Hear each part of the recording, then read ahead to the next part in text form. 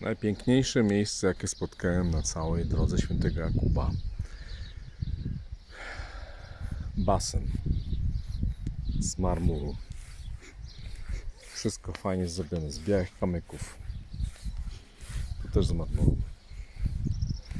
Chłodno tutaj, jakoś tak bardzo fajnie chłodzi to wszystko.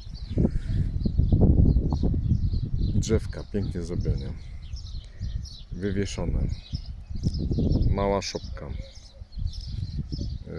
Pokoiki pięknie z dachówką. Schody jakieś. Tutaj takie lekkie przycienienie. Tu sobie robocik łazi.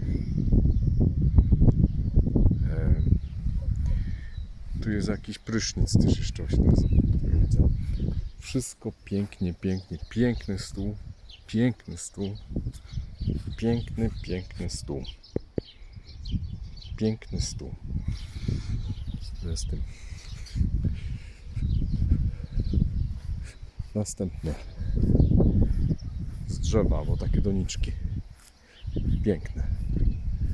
Naprawdę ktoś myśli. To jest parking, ten biały. Czarny chodnik. Na śmietniki. Tam jest taki mostek. Restauracja po drugiej stronie. I to jest jeszcze przykryte szkłem. Wow! Szajse. Ale skurcz. Ale bezsens. Ale ktoś myśli. Pięknie. W środku tak samo. Ribadiso.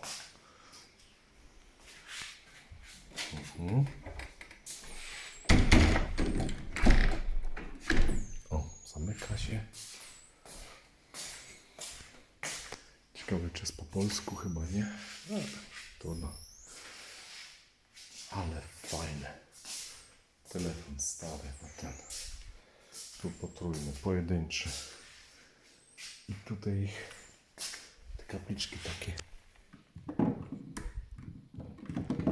Ale fajne. Wow. Ale fajne. I tu jakiś piecyk. Wszystko pięknie, fajnie. Nie widziałem na razie lepszego pokoju. Recepcja. Super.